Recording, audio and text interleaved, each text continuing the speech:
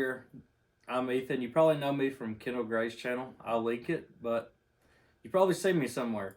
And we're going to start this podcast. I'm up here with Cade from Center Target in London, Kentucky. And on my left here, I'm with Lee. He's also a gun nut and pretty much one of my non-blood brothers now. Let's just hear about how me and you met first, Cade. So, first, I hadn't been watching Kendall's channel, up until probably January of this past year. And I slowly, like the first video I saw, they did their torture test to a Glock. And he was in that video.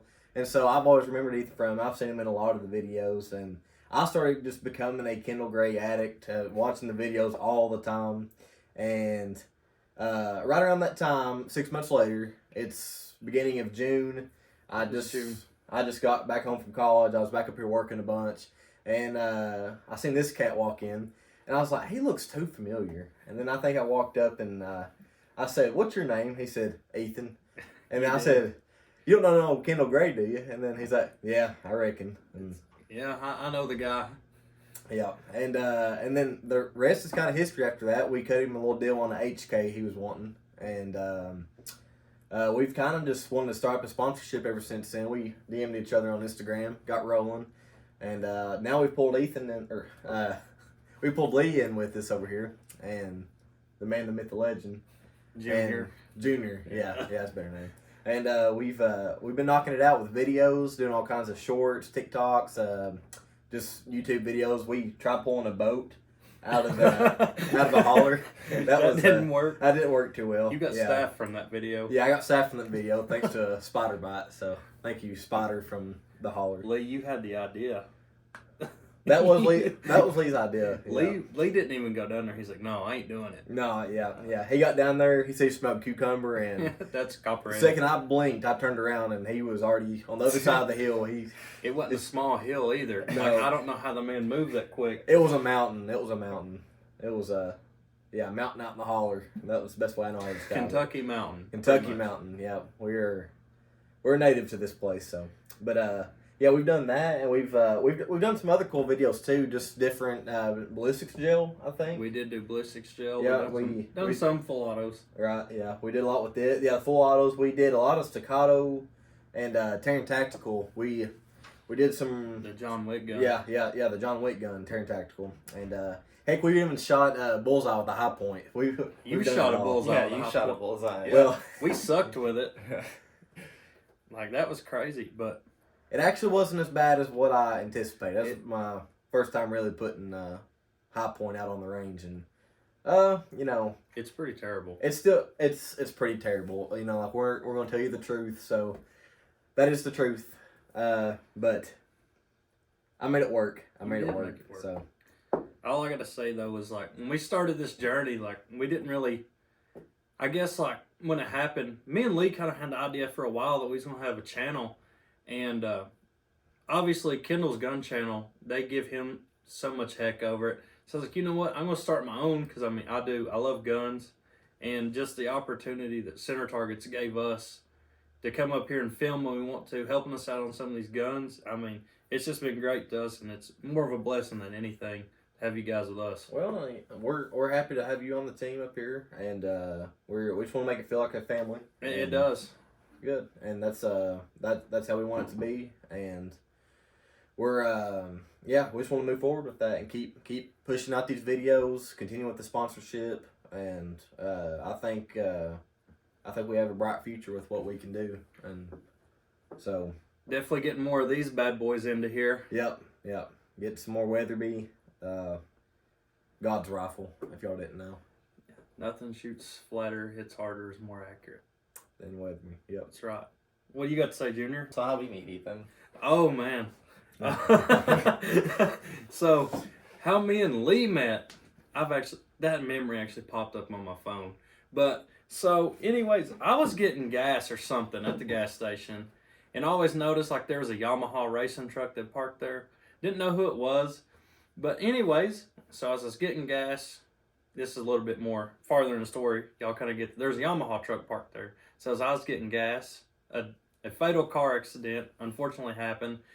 This guy right here was the first one on scene with a fire extinguisher that was how old? It was 20 years out of date. It's 20 I years didn't out know. Yeah, but of It was 20 years out of date. thankfully I didn't have to use it because I was full confidence right over there. I was like, man, I hope this car's not on fire.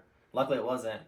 And then I was at an event in New Jersey a couple weeks later, and the fire marshal came through and he's like, yo, fire extinguisher. I was like, yeah, like happy as can be. I'm like, here it is. Yeah. He's like, a couple things. I'm like, gosh, like what's going on? He's well, it's about 21 years out of date and it's empty. And then he's like, oh, well, do you have one in your truck? And I keep a little mini can in the cab of the truck. Which I was like, okay, yeah, I got one. Just grab it, full confidence. He's like, well, this one's about 5 years out of date, but it's not empty. So, yeah. So, it's an interesting time. But yeah, I'm just glad that I didn't have to use that fire extinguisher because that would have been quite embarrassing. It would have.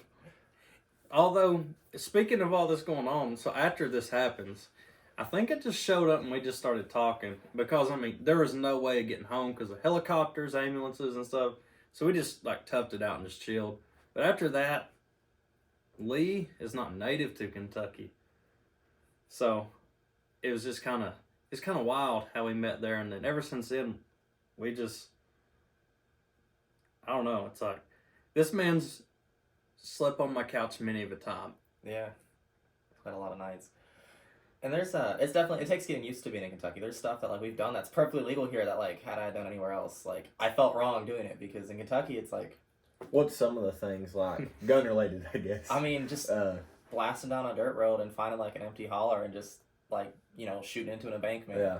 Or So places that you used to live, that was like a no. if you fired a firearm on the side of the road, like the feds would come and like Oh, take yeah. you to Right. jail. Yeah. Okay. Yeah. So Well, even out in the country parts of Florida, like you shoot guns in their property, they'd come talk to you and be like, "Hey, right. can't be doing that." Yeah. And they seem to be like overall kind of a red state, but I guess with guns it's a little bit different. They're, I can definitely see that being different. But I mean, that's a good thing about Kentucky though. We are very very firearm friendly, Very. Second Amendment supportive. So hope it stays that way at least for the future of Kentucky. But Let's hope. yeah. If so, we're in some big trouble. Yeah, sure are. But that's one of the great things about living around here. We're proud of this state, and Leah, I'm glad that you get to be up here with us now. It's I been a love wild Florida ride. though. Florida's got some of the best beaches. I wouldn't rather vacation anywhere else except for Florida. So But Florida man. Yeah, you can ask Ethan. Like, it's definitely taken a little bit to get me out of my shell. Like doing stuff with him, stuff that he does all the time. And I'd be like, yeah. "Are you sure this is legal? Right, Like, we're not yeah. gonna go to jail right now." There's No. times where he'd be like, "Are you gonna come shoot?" And I'm thinking like, I remember the first time he asked me to go shoot. I'm thinking like we're going to like some range or somebody's property. We hop in the car, whip down like some holler, and he's like, "This is the spot." We did. So just a backstory, like, who are you as a person, Cade? As a person, well, Like, how would you describe Cade? I mean, overall, like as they know, I'm sure some of you might. I'm big into music. Really big into it, and I love writing songs. I don't have many songs out actually, like to be able to listen. I have 2 songs out on Apple Music, Spotify, those streaming services. Yeah, I love doing music. I play at church too. I enjoy playing there. I love just about any kind of music, and I love my friends, my family, and yeah. So music's always been a big part of it, and then guns really wasn't a big thing until my family decided to start up this place. It's been almost 7 years now. That was whenever I just being up here all the time. I'd ride up here in Dad's truck to come hang out with the cool guys up here at work, the sales guys, and they try to teach me something about guns, and I just try and learn, and that's just something I've loved. Is I'm very novice with my gun knowledge at times, but that's the thing is that I'm still wanting to learn. I'm learning more every day up here, and so I probably would have never known that I'd be doing this type of stuff, like that I'd be here even with Ethan from Kendall's channel, and We ventured had it Lee off with and us, and made our own from that. yeah, ventured and made her own from that, and I think it's a blessing that we're getting to do this, and yeah, that's really the main backstory. Now my family, I mentioned when we started this business. Beforehand, we were actually in the bourbon barrel business, and we were in that for, it was like my great grandfather that started it back in the, I think it's either the 20s or the 30s, and so it's been a long time. And it started out as just a stave mill. Stave mill grew into barrel making, and it's just took off from there. And we've sold out of that though now, and our family just does the gun range, the gun store, but I still support those guys out there. I mean, it's great. You know, I think it's a cool seed that our family planted, and they've really done some great things out there. But yeah, I'm happy to be here now though. That's right. Yep. What about you, Lee? Now I'll talk about myself. I've been all over the place. I've actually moved up to Kentucky from Florida. Lived in Florida for about 6 or 7 years. Lived in Michigan before that. Lived in Arizona before that. So kind of been all over the place. My background is motocross, motorsports, and mountain biking. And it's nice. Kentucky's nice. Like Windrock, it's down in Tennessee. It's about a 2-hour drive from here, so it's Pretty cool. close. Cool. I get to mountain bike a lot up here, and same thing with the guns. Like I've always like hunted and fished and stuff, but I wasn't really big on guns until I moved to Kentucky, and Ethan kind of got me hooked onto that because like my hobbies were mountain biking. A lot of people don't know this, but mountain biking is very expensive. You can, you think of mountain bike, you go to Walmart and get a bike for a couple $100, but that's not a mountain bike. No. Real mountain bikes. That's not a real Real mountain bikes, a good one, $5,000, $6,000, $7,000, Yeah. and they go up from there. That was my hobby, and then I kind of got pulled into the firearms, and very quickly learned that that's just as expensive. Yeah. Whether it's ammunition or just the different weapons that you want to acquire. That you get one, then you want to get another, and it's like, you keep wanting more and more and more. And You start building them. Yeah. It just once you start building guns, that's a whole nother ballpark. Like building ARs, and that's a Heaven be with you if you buy something like this. And Yeah. You go to buy your optic. Like, what's the scope up there running right now? About $5,000. Close to it. Yeah.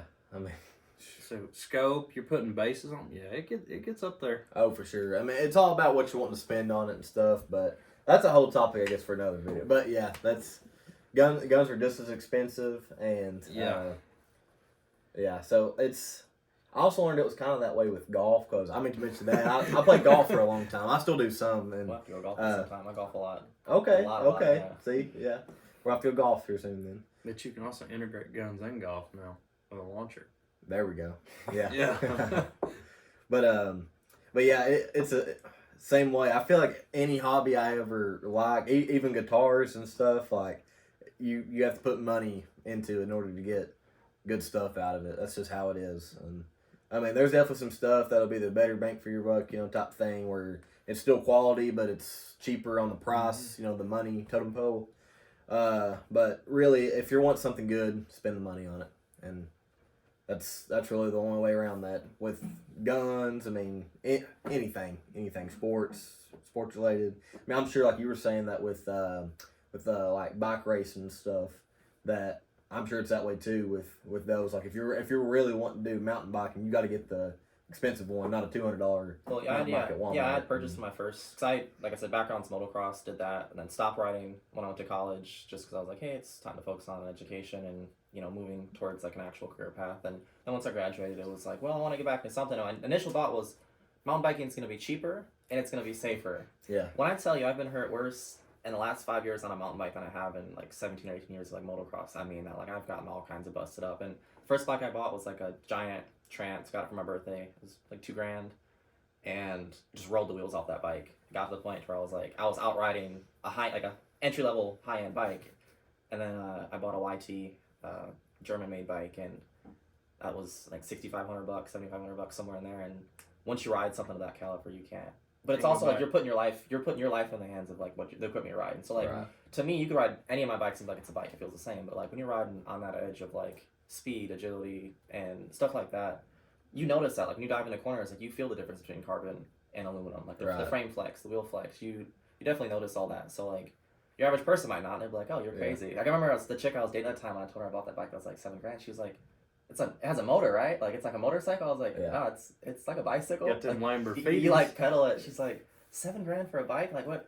That's insane. I'm like, what do you spend on coffee a year? Probably $3,000 or $4,000. Like I'm gonna have this bike for at least 5 years. So that's how I try to justify it. And every time I get kind of nagged at for it. I'd be like, well, you drink Starbucks 3 times a day at $8. Do that for a year straight. Like see what you get. Yeah. Yep. And at least the bike I can keep and then sell it at some point. Starbucks in and out. Starbucks, yeah, it goes away after. I mean, box long term at least. But I've been like that with all my hobbies too. Like, whether it's golf, like I'll get into a hobby. It doesn't matter what my skill set is. Once I'm like hooked on it, I go and get the best equipment that I can have available to me, just because. You're putting down the pings, and you're gonna go grab the Titleist or Callaway. Yeah. Yeah.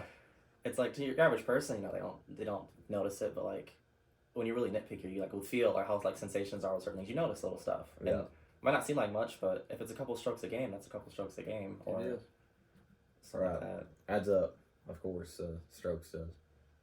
But I don't know. I think to introduce myself, like pretty much what I've done. I've grown up my whole life around the firearms industry. I'm a licensed gunsmith. I don't know if you knew that or not, but I've worked on guns a lot, and it's just something I've always found like joy and happiness in. I've lived around here, so I had no choice but who I was raised with to get into hunting. Recently, not really long, got into hunting out west, and thankfully from hunting out west, I was introduced to the Weatherby rifles, and since then, like these guys was talking, like you're putting your life on the line, and out west, if you got a 1,500-pound bear running at you, I want to make sure this thing's going to feed and shoot. Or of course, yeah. if I need to take an elk with this rifle in front of me right here, this rifle's easily 1,500 yards on an elk. I can do it with this. Very lightweight. So it's best of the best as far as that goes. Oh, yeah. Always been that way. The way I see it is like, yeah, you can get a bang for your buck to get into it, but to me, that's like me with life in general. It's like when you find something you like and working for you, just dive all into it and give your effort. And I feel like in return, you'll get something good out of it. It's just kind of like going to church. If you apply yourself to it or anything in life, it's going to repay you back. Of course.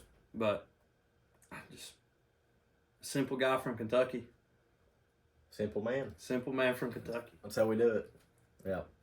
So last topic. Here's going to be our arguing points. Okay. We're going to argue this one. If y'all could have any gun, what's it going to be? Or no. Here, Yeah. three guns. Okay, but are we talking pistol or are we talking rifle? Any three. Really? Any Just three. Any, is price playing a variation in No. this or okay? No, if you could have them, money's out the window. Okay.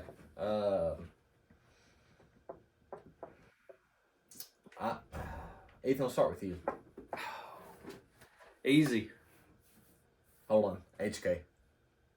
Yeah, it's in there. It's in there. Weatherby. That one's in there too. Okay. And I don't know about the third one. So if I could have three guns, they're gonna shock you guys. Okay. Pistol, any sort of the Beretta 92 family, like an M9A3 or M9A4. Beretta. Okay. It is proven. It works. It's 9mm. The military's used them. That pistol's great. It shoots awesome. It's fully metal. Rifle.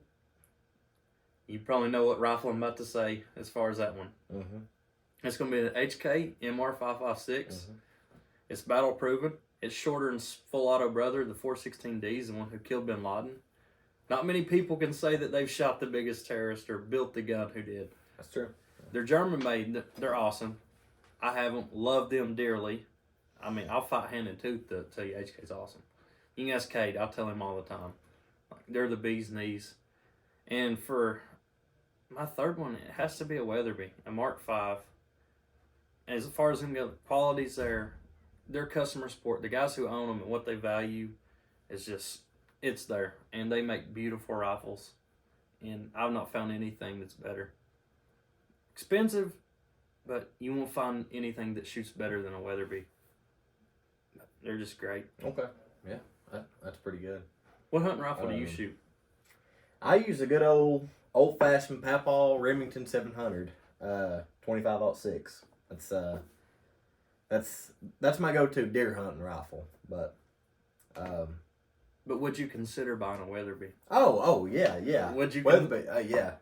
That's what I've been using right now. It's good old. I mean, it's done me good. The good old Remington 700. It's I love it. But Weatherby, yeah. I mean, top tier. It's not getting any better than Weatherby. No. Would you buy a Weatherby? Yeah. I mean, it's really surprising how light it was. Like, I've never shot one. But That shocked me too. Like, first thing, like, we ordered this for Ethan, and then he was like, "Here, check out the weight of this." And I picked it up. I was like, "Dude, like, this feels like weightless." Like, when I was actually putting the box back there, because I hadn't got it out yet, but I was putting it back in layaway, I thought it was empty at first. I had opened it up to make sure it was still in there, and I was like, oh, okay, yeah. I mean, that's how light it felt. I was like, no, there's no way a gun's in there. And no, it was. I mean, that really shocked me, and I think that's insane. It can be that light, especially like you said, you go out west and stuff. You ever take this with you? I mean, you're walking like miles sometimes. And every pound counts. Every pound counts. I mean, it'll wear you down after a little bit. So, the weight, 1,000% does matter, and so Weatherby has knocked it out of the park with this one as far as just. Obviously, it's looks and everything, but that weight, like having a minimal weight on there is perfect. I mean, it's top tier. But anyways, back to I guess our top three. With money not counting, gosh, I don't know. We may have to argue with on this one, so let's hear them. Y'all can argue. Truly, there's so many good ones. There really are. I will say, I have to speak out for my boys Staccato on this one. Yeah. Because I absolutely just nothing feels like a Staccato. Like it's so well crafted. Anytime I shoot a Staccato, they're in this rim. Yeah. I mean, anytime I shoot a Staccato, like the recoil on it, like I can instantly tell it's a Staccato because they say that 30% less recoil is felt when you shoot a Staccato rather than whatever other 1911 of that same caliber and size. You're feeling 30% less of that recoil, and so I think that's awesome, and I fully believe it. I would say it's a pretty good number. It truly feels. Argue in their corner on that one. Yeah. They 100% less recoil, and I've used them in competition. Like it's my favorite competition pistol for USPSA. You know, I'm not necessarily talking about, I guess, like bullseye shooting, like long distance type stuff with the pistol. That's a whole different thing. Mm-hmm. But as far as a well-rounded, just 2011, just masterpiece of equipment. I mean, Staccato absolutely dominates it, and I love them. So Staccato's got to be up there for me. Preferably out of all those, probably the XL out of all of them is my favorite. It's just got the lighter trigger, and anyways, yeah, I would probably say the XL. I was going to argue, but I can't argue that pistol. No, it's tough arguing that one. It is. Yeah. Now, as far as a rifle, Ethan might argue about this one. The Daniel Defense Mark 18. I love them. Piston guns are better. I can't help it. I love my Daniel Defense. I just love it. Well, okay, actually, I don't know if I'll say the Mark 18. Maybe the PDW is probably my favorite. The really blackout PD. Yeah, little baby AR pistol. I mean, I just love it all the way around. Like it looks like it was just made to be the do-all. Like everyone says, like, you know, Glock 19's the ultimate do-all pistol. No, the Daniel Defense PDW. I know it's not a handgun, but for a do-all pistol, the PDW. I absolutely like. So you're putting two pistols right there. Yeah. So you're going two pistols. So I guess one being in a handgun and the other in, well, let me rephrase that. One being in a 1911, 2011 watch platform. ATF. Yeah, I know. Yeah, they won't like that. Yeah, one in that platform, then the other in a AR platform. So, as far as pistol, yeah, I could agree with that. Yeah. But no, if you're talking rifles, yeah, rifles. I don't know. I really do love Daniel Defense all the way, but their PDW knocks it. I mean, it's insane. But as far as my third, I don't know. That's going to be a really tough one. For my third, Weatherby's got to be on there. Weatherby just has to be on there. So I'm transforming you over to the bright side. Yeah. Well, see, and the thing is, I was never against Weatherby whatsoever. I just didn't know much about him. You don't see him much. Yeah, you don't see him much. I mean, you have to find someone that's in the market for it to sell it. So here, you know, typically we only have stuff that people are actually going to buy, and sometimes we'll have finds like this. But it's pretty awesome getting to actually handhold a Weatherby, feel how it is, and then to actually shoot it, and they're top of the line. Weatherby, they have to be on this list. when Ethan was talking about HK, I do really like HK. I'm not as transferred over to them enough to put them on the list, but I really do like HK. You have made them grow on me some. But Weatherby, you've 100%. Yeah, you've brought me to the light on Weatherby. So Weatherby, keep doing what you're doing. You're awesome. Adam and Brenda. Yeah, I gotta brag on them guys so much. They're the kind of people that put their heart and soul to a company, and this is what you get out of it. Yeah, it's kind of like here. It's like y'all do the same with Center Target. Well, that creates a quality all around that people. That's what we enjoy. want to do. Is we want to put in a family feel environment. Just incorporate our core values, both religiously and our family values, values just ethically, morally. Mm-hmm. We've tried to incorporate that here and really just try to help water the plant, help the business grow, help the plant grow, and that's it's really like what we've been trying to do. And I can tell Weatherby's done the same thing. Like you can tell when someone or something has just had.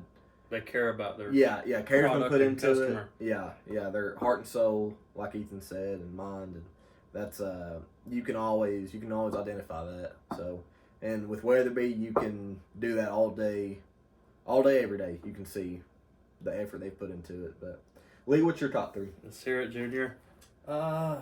Pistol, probably Staccato P. I Okay. shot that one in the video that we did, and I've been wanting to get one ever since.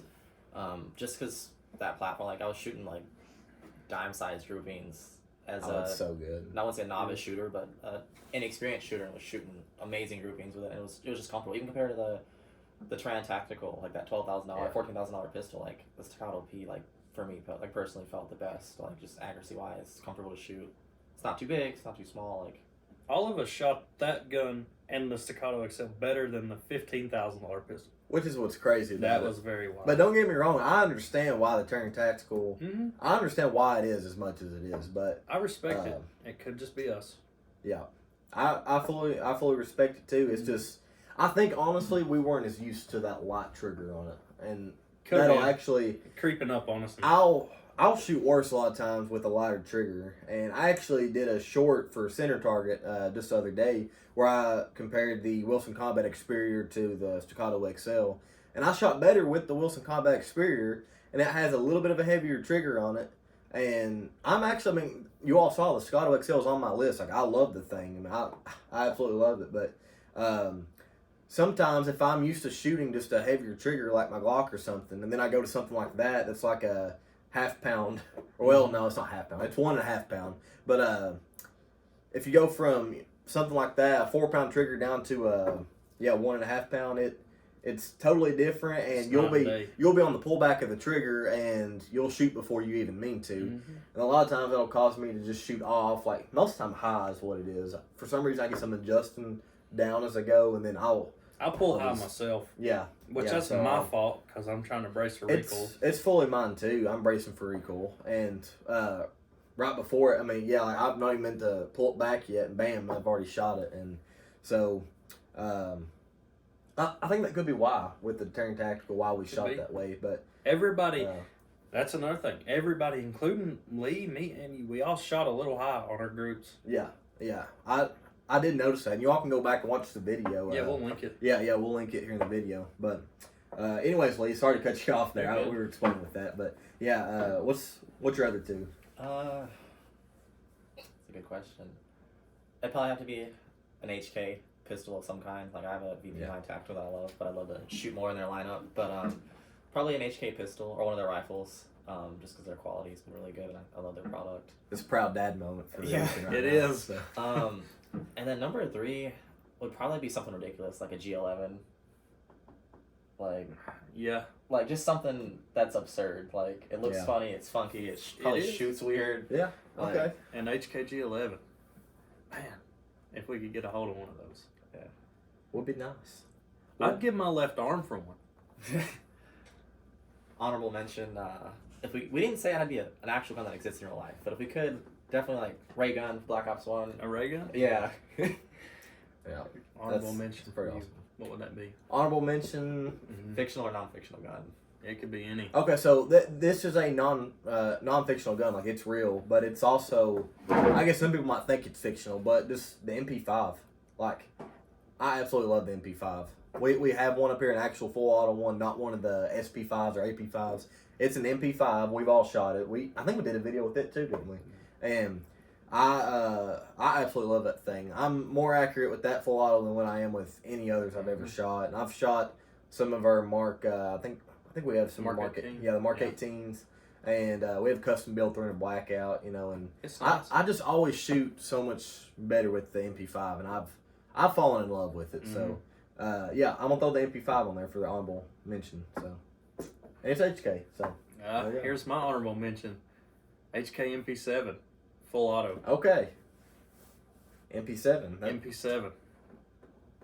I think that's funny because we've all mentioned like all HK guns, and every one of these, I'm just gonna be honest, they're few and far between getting a hold of.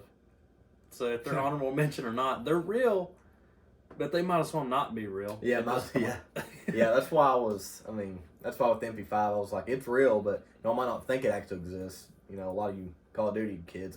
Hey, don't get me wrong, I love Call of Duty too, but yeah, trust me, it's real. We got one up here. You if can you come want up to here and shoot it. Yeah, you can come up here and shoot it. Yeah, we got it. So, it's an absolute blast. Literally, it's a blast. So It is. yeah.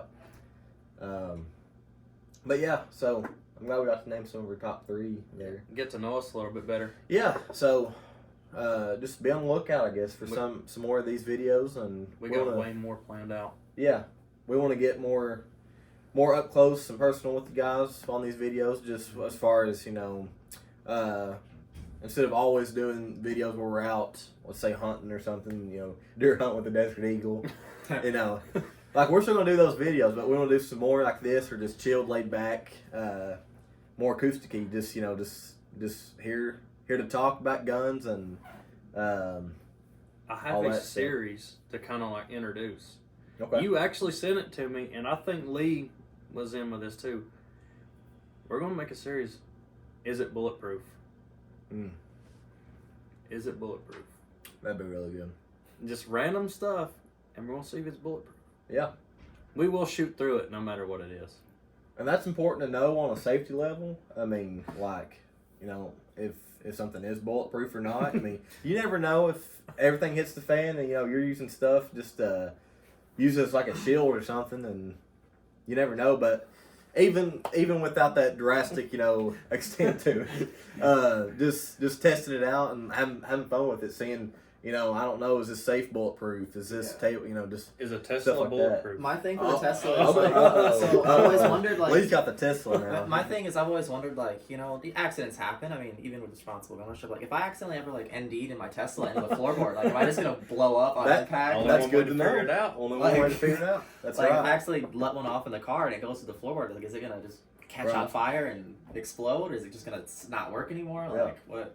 You've got to know stuff like that. So yeah, we'll try and test some of that stuff out, just for you guys to see.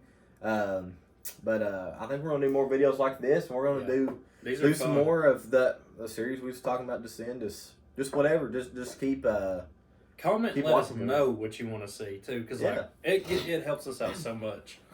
because these videos are solely for you guys, and we want to do videos you all actually want to see. So if some of this stuff is something you don't really care about, let us know. So we'll stop right in our tracks, and we'll put the gear in reverse, and we'll do it. figure something else out, and we'll do whatever you guys are wanting to. If it's want to see or legal. hear. So yeah. If it's legal. Yeah, has to be legal. So. But all right. That's about it. We Okay. appreciate you guys watching, and we'll look for you on the next one. Leave us some comments about it. See you. See you guys.